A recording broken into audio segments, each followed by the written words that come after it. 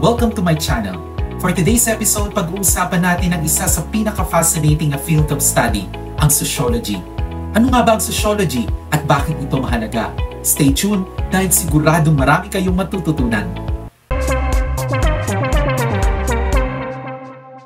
So, ano nga ba ang sociology?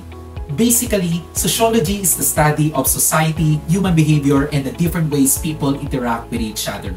Para mas madali, isipin mo ito bilang pag-aaral sa mga patterns ng social relationships, institution at culture na bumubuo sa lipunan.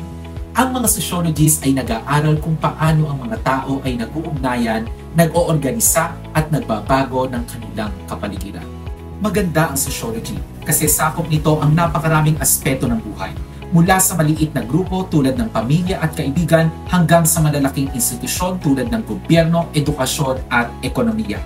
Kahit ano pa yan, gender, race, class, religion, lahat yan ay pinag-aaralan sa sociology para maintindihan kung paano ito nakakaapekto sa ating buhay.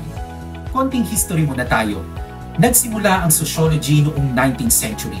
Isang panahon ng malaking pagbabago sa Europa, dala ng Industrial Revolution, urbanisasyon at political upheaval. Lahat ng ito ay nagbunsod ng mga bagong paraan ng pamumuhay at pag-iisip. Dahil dito, naisip ng mga pioneers tulad nina Auguste Comte, Karl Marx at Emile Durkheim na kailangan ng bagong science na mag-aaral sa mga pagbabago sa lipunan. Kaya boom! Sociology was born. Ngayon, ginagamit ng sociology ang iba't ibang research method para pag-aralan ang mga isyung panlipunan at human behavior. Mahalaga ang sociology kasi tinutulungan tayo nitong maintindihan kung bakit ganito ang mga tao, paano nabubuo ang mga norms at paano natin mapapabuti ang lipunan. Hindi lang to para sa mga academic papers, may real-world application to sa public policy, education, healthcare at marami pang iba. Bakit importante ang sociology?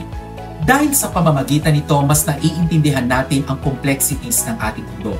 Nakakatulong itong masagot ang mga tanong tungkol sa inequality, social justice at pagbabago sa lipunan. Sa madaling salita, sociology helps us make sense of the world and empower us to create a positive change. Yan ang quick intro natin sa sociology. Kung gusto nyo pang mas maraming malaman tungkol dito, don't forget to like and subscribe. I-hit ang bell para updated kayo sa susunod na episodes. Kung may tanong kayo o suggestion, i-comment nyo lang sa baba. Gusto kong marinig ang thoughts ninyo. Thanks for watching and see you on my next video. Bye!